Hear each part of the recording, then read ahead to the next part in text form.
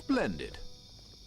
May I introduce you? To your left, there's Samael, my bodyguard, master of Ostian's arena for decades.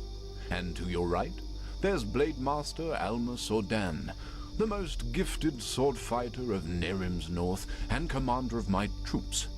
Furthermore, there's an entire garrison of elite soldiers outside. So, can I trust you to not do anything stupid? I want to talk to you, face to face, as civilized people do.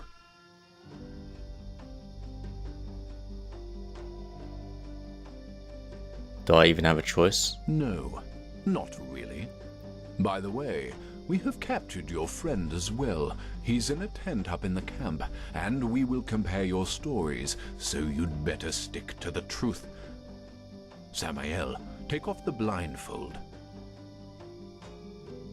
Well then, I am Taranor of Korek's blood, former ruler of Kabiet, and now representative of the free peoples of Nerim, which you undoubtedly already knew. Who are you? I like your friend's armor. He's cool. Alec Talabon. I see. And who sent you? And why?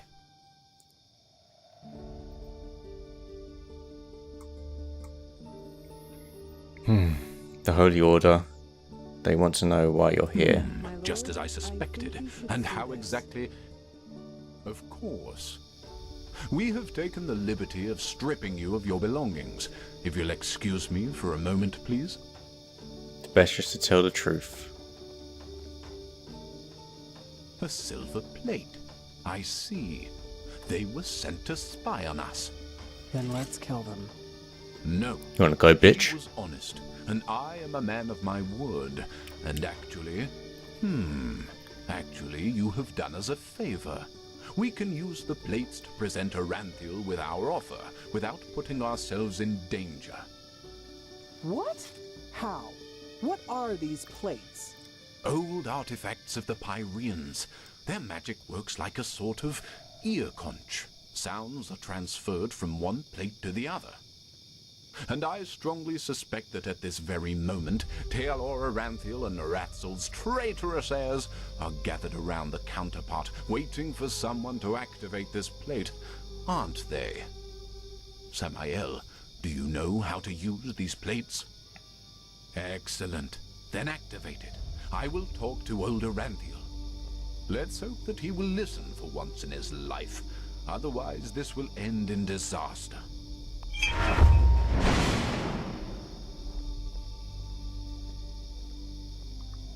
Tealor Aranthiel. I know that you are there and that you can hear me, so why don't we just stop playing games? As you wish, Grand Master. You can keep quiet, but you should be aware of who's going to pay for your arrogance. Haven't you had enough war by now? After 2 decades. 2 decades of war that were necessary because your god suppressed the people. Or would you deny even this? Is that why you wanted to talk to me, Quarek? To throw around accusations? No, that's not what I wanted. We are talking because I want to give you a chance.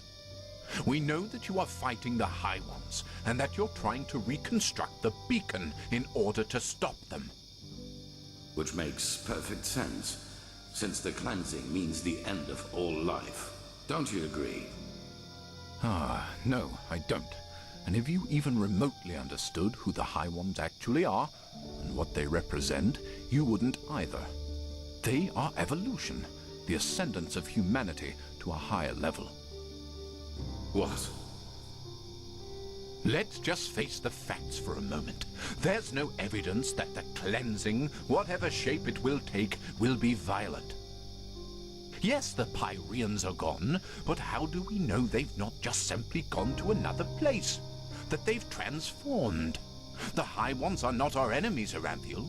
They are the next step of evolution, the envoys of our purpose, that we might become more than the simple-minded creatures we've been during the past millennia. This is what the cleansing actually is. Don't you understand? It's the moment when humanity is relieved of its vices, united, reaching a higher level of existence. That's absurd. To you, it might sound that way, but I have seen it with my own eyes. Ever since the gods departed, the High Ones have sent me dreams in which I can see the future, and it's glorious. It's not our destiny to stay human, Aranthiel. With their help, we will be gods, true gods, not the idols you have worshipped. It's the truth, whether you accept it or not. By the... people are dying, Koarik. There's war all over Veen. The dead are rising from their graves, and people are killing each other for no apparent reason. Whatever you have dreamed, does this look like some kind of ascension to you? I know about the Red Madness, but has it ever occurred to you that it follows a pattern as well? That it only befalls certain people? Whom? People whose thinking is in shackles. People whose minds are not free, and who are superstitious and ignorant. Such as the people in your country, to whom you have denied the truth about their gods. What? Are you saying that the Red Madness only affects religious people? People who still believe in the Lighthorn? Yes. Religiosity is a pattern of thought that favors irrationality over reason. Someone who thinks in these patterns is simply not ready for the advancement, and the Red Madness is simply a way to sieve them out. A natural selection, if you will. That's also why you are not affected by it, Aranthiel, because you know that what you and your order fought so hard to keep up over the years were lies. This is nonsense. There have been cases of Red Madness in the Order too, and we have seen what the cleansing will bring us in the dreams and in their chronicles, and it has nothing to do with some kind of ascension. Just listen to yourself, Korik. You talk like a mad prophet. Is that what you want to be? You react just as I expected. Very well then. Will you at least hear our offer? Speak. The cleansing has to happen, and we, the free peoples of Nerim, will make sure that it does. We will not allow your backward thinking to keep humanity from advancing, as it has done for centuries. Therefore, if you don't want a war, you will stop rebuilding the beacon, and you will tell your people the truth about their gods, so that then they, too, can ascend when the time has come. You've said it yourself, Aranthiel. This world has had enough war. Spare it yet another one. I would if I could, but if these are your demands, then no. Then we will have to force you. This means bloodshed, Aranthiel, and innocents will die, and all because... This conversation is over. Bloody fool. Alma, prepare the attack. He asked for it. Yes, my lord. What will happen to the prisoners? The spies. Right. We're at war now, and this means you're my enemies. But as I said, I am a man of my word, and so I'll leave your fate to chance. Samael, put him to sleep, and then put him and his friend on a raft. If they survive, so be it. If not, fair enough. Well, crap. Looks like there's going to be some battles, maybe. Maybe a siege coming up. Be cool if there is. You fucker. Alright, let's see what's going to happen now then.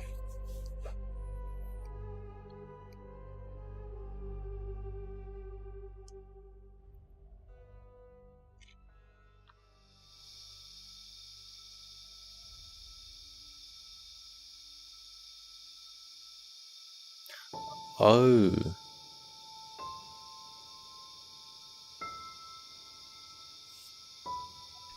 We're back at the beginning of the game. Am I the little boy? I can't see myself. I guess I'm the little boy still. There's the burning people. So we're at the beginning of the game again.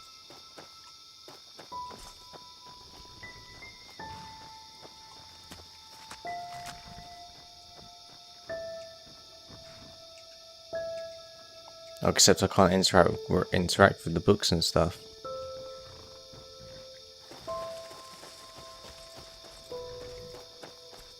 Okay, so I wonder if the conversation will be different. There's actually different like there's part of the house I wanted to explore differently at the beginning. There was a message over here last time as well.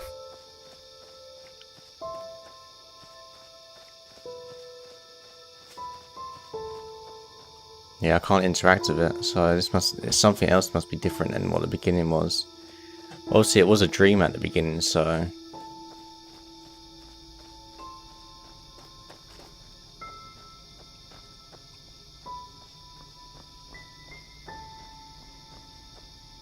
Oh, damn. Well, well, look who's here. How are you doing, silly? Still on the search? Yes, Daddy, and I think I know where to find it. Is that so? Honestly, I find that a little hard to believe. But I guess you know what you're doing, don't you? You always did. Come on, let's go inside. I prepared a little surprise. Or should I say a big one? I suppose that depends on how you look at it.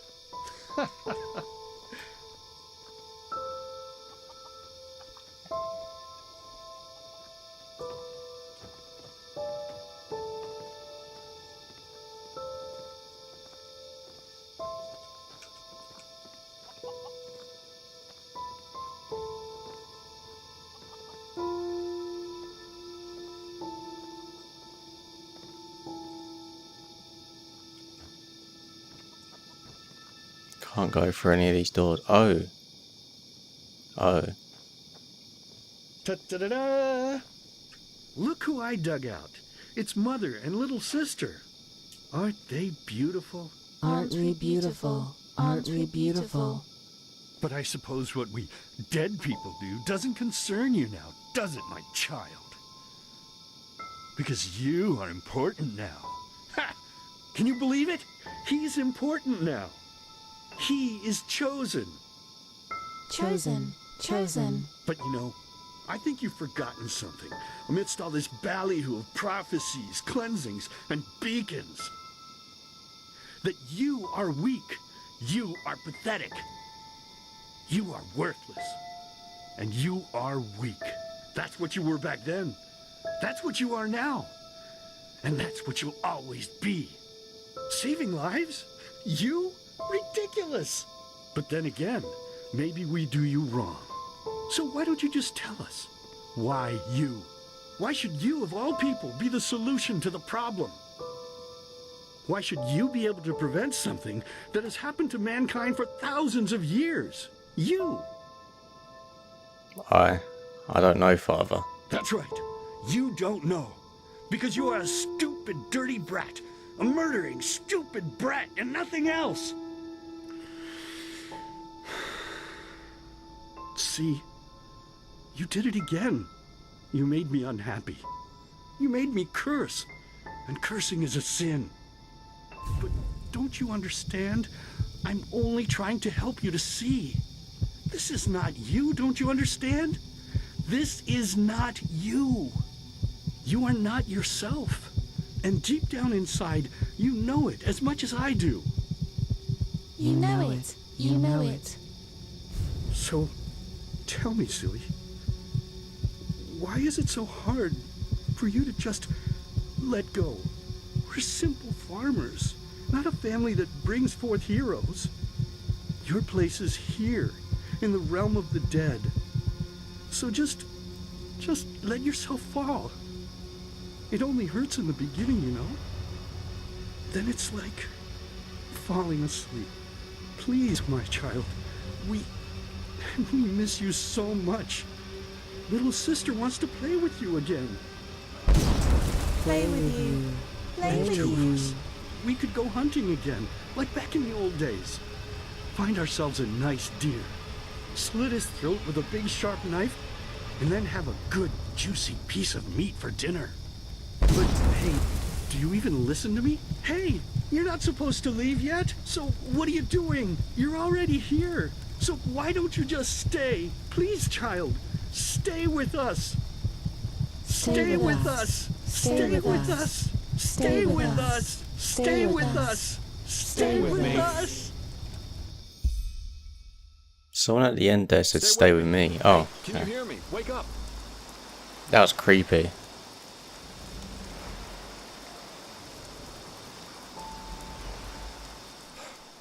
Bad dreams? Yeah, the one I told you about. Anyway, it's over now. And we're lucky we woke up at all. That raft Korek put us on was about as seaworthy as a paper ship. But thank the sun, that fisherwoman over there took us in. She's headed for Duneville, and we should arrive soon. How long have I been out for? A couple of hours. That spell Korek's mute buddy put on you must have been quite a doozy. They felt a blow to the back of the head would suffice for me. Guess I was the lucky one. I see. Did you hear what happened? Aranthio and Korek's conversation? Yeah. That guy should really go easier on the bottle, if you ask me. But it seems that the thousands who follow him see things differently. As if the High Ones alone weren't threat enough. Now they have a self-proclaimed messiah to back them up. That's just peachy.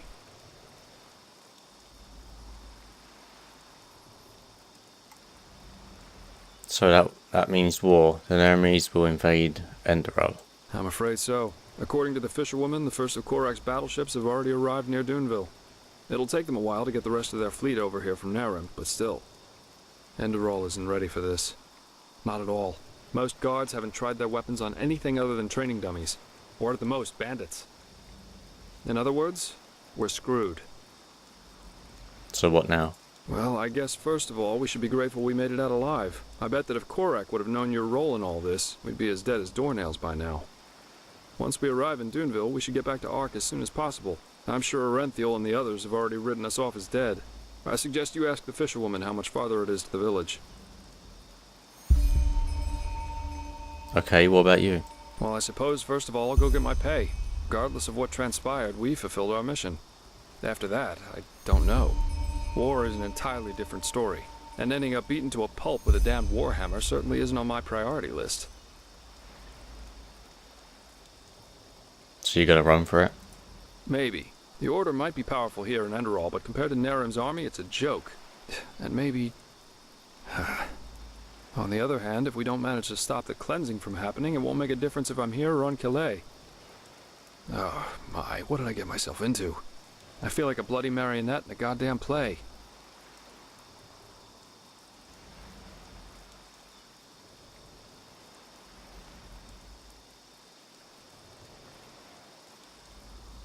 I'd prefer to have you fight us, or help. I'd prefer to have you helping us fight Narim, rather than on a beach on Calais, if that's worth anything. It is. Even though the Calais beach would probably be better for my health than joining your cause. Enemy invasions, mysterious corpses. You seem to attract trouble wherever you go, as we've seen more than once now. You know, there's one thing I just couldn't get out of my head since all this started. Does mankind deserve to be saved? I mean, have we as a species really made this world a better place? What have we accomplished apart from bloodbaths and wars in the name of the true gods or the right way to see things? And even now that we have a common enemy, we fail spectacularly to pull together. That's pathetic somehow, isn't it? Just pathetic. Heck, I sound like the biggest cynic alive. Let's stop here before it gets any worse. Go talk to the fisherwoman.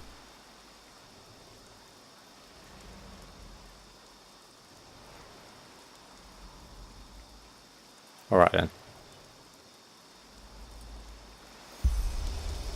Huh? Ah, you're awake.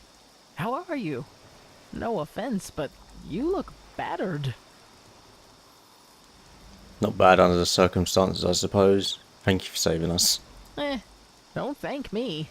I only did what every other path-abiding citizen would have done as well. Your friend, he told me about the Naramese.